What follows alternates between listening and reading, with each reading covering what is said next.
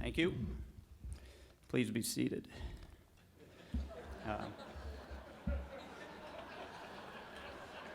I knew Flan would like that one. I have known Rusty Komori, our first tennis recipient ever, since the late 80s, early 90s when I got to campus. Sarver, I believe, was our sports information director. Ras was our women's basketball coach. Steve Brace was our trainer. And I think Ketch was starting her 35th year with the department.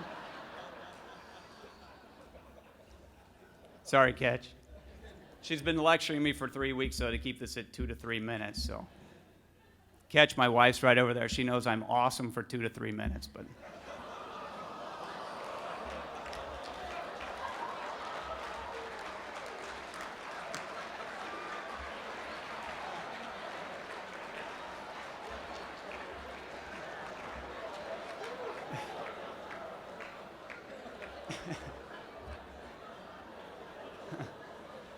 And now my wife likes Billy better, I'm sure, because Billy has a compliment. Rusty and I were on the team together for 3 years. He's a little bit older than me. We did live together in an apartment, the Westbrook Towers, on the 17th floor for 1 year, and it was quite a year. Because my teams are here, I'll tell everybody that we did a lot of studying and reading, talking tennis and whatnot. But we also watched a lot of the movie Spaceballs. And I don't know, if you haven't seen Spaceballs, you need to watch Spaceballs. My women's team's very excited about the bus trip tomorrow to Cincinnati because we'll be able to watch Spaceballs. But in the movie Spaceballs, the characters have a salute. I apologize, Father.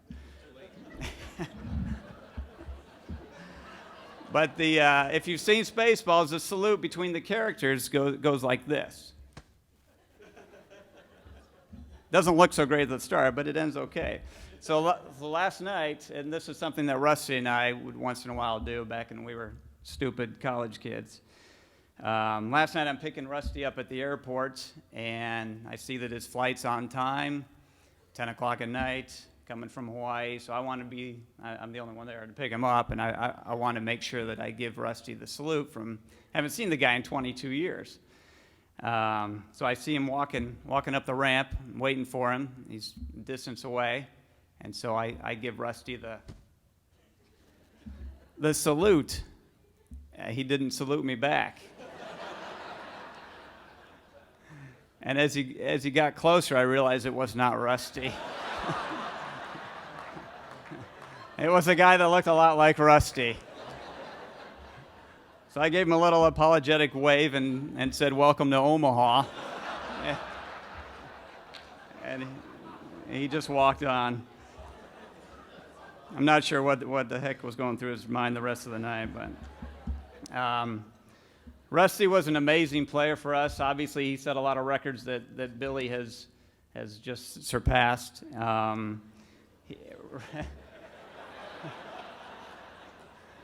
Rusty was our rock, though. We can always count him. The coaches will know you've got guys on your team that you just know guys and girls on your team that you know you can count on. And every time Rusty took the court, we knew that his court was taken care of. He was going to give everything he had.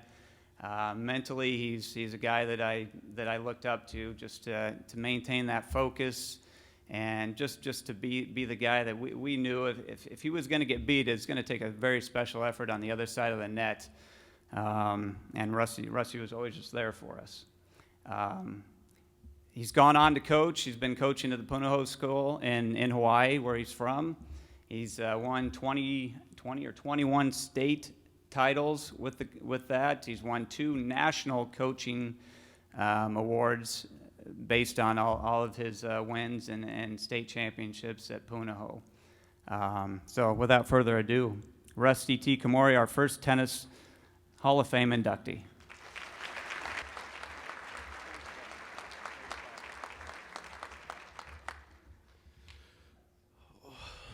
I flew a long way to be here, and wanted to mention Coach McDermott, Doug, and the guys. I cheer for you. I cheer for you all the way in Hawaii, and I'm there like every pass, every shot, and just know that, I'm very proud, and there's a lot of Creighton alumni in Hawaii that are very proud of Doug and the guys, how you guys handle yourselves with poise, and you just play and compete with class. So great job to you guys. Yeah.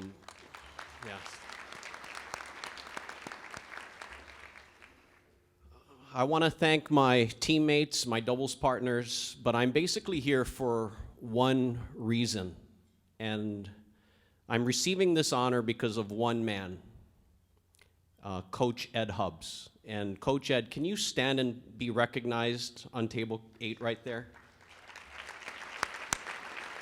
Yeah.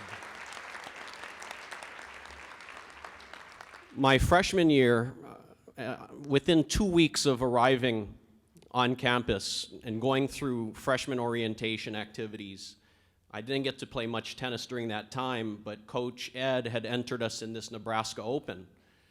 And that was his first real look to see his new recruits. And I won a couple matches, and I developed a big blister on the palm of my hand. And every time I hit a shot, the racket would move a little and it would rip along that crease in the middle of your hand. And I can tolerate pain, but that was a lot of pain, and I ended up retiring my match. 5:45 a.m. the next day, I get a call in my Swanson dorm room, and it's Coach Ed saying, "Get your butt in my office in 10 minutes." I sprint down, and Coach Ed says, "Where's this blister? What is this blister?" He grabs my hand and he pokes it, and he's saying, "Does this hurt? Does this hurt?" And I'm nodding. I said, "No, yes, it hurts." And he says, "You never retire a match because of a blister." And I said, "Okay, I'll never, ever retire a match from a blister ever again." My sophomore year, we traveled to Northwest Missouri State. We were supposed to play this outdoor match in nice weather like we had today, but within a 2-hour time period, the temperature dropped 30 degrees, and we played outdoors, and I had my regular shirt and shorts on. I put another shirt on. I put another sweatshirt on, a reverse weave sweatshirt, and our warm-up jacket. I had my shorts. I put on another pair of shorts. I put on sweatpants, another pair of sweatpants, and our warm-up pants, double-socked. And I'm pulling my sweatshirt over my grip because it was just so cold. It was freezing. And I lost the match 6-2, 6-2 to a guy that I should have beaten 6-2, 6-2. And I came off the court. I just didn't want to be out there. And usually when I finished a match, Coach Ed would come up and talk with me within 5 minutes. And as I'm sitting down, Coach Ed walks by without saying a word. And I thought, oh, this is not going to be good. This will be bad. And he walked back, and he stopped in front of me, in front of everybody. And he started yelling at me about how weak and gutless, and he was inventing swear words that I didn't hear about ever. And he kept going on for what seemed like minutes. And then he left without me saying anything. And when he left, I thought, he's right. He was right. I was weak out there. I was gutless. And I made it a point from that moment on to never make any more excuses, no matter what happened. My junior year is when I really fully realized that Coach Ed is a tennis master and a tennis genius. He really is. And he built the foundation for what we have today with Coach Tom Lilly, with the guys and the girls. And I learned that just his influence, his positive influence, he made the practices challenging but fun. Tennis is such an individual sport. but he made us all a team. And that influence kind of forced me to want to be a coach as well, which I am. And the values that I learned from Creighton University and from Coach Ed is what I have instilled in all of my players for the last 21 years now. And I just feel very proud that the Creighton family has this long extension that reaches to Hawaii, that we have this streak that's the longest streak in the history of the country in all sports. And we're still building upon that. And Creighton, the Creighton family can be very proud to know that we're connected all the way across the Pacific Ocean into Hawaii. Once again, I want to thank you to everybody for this honor, and thank you, Coach Ed. I really appreciate everything, and basically you really showed that you cared about what you were doing and the influence that you had on me.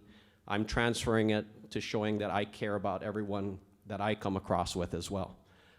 Thank you very much, and aloha.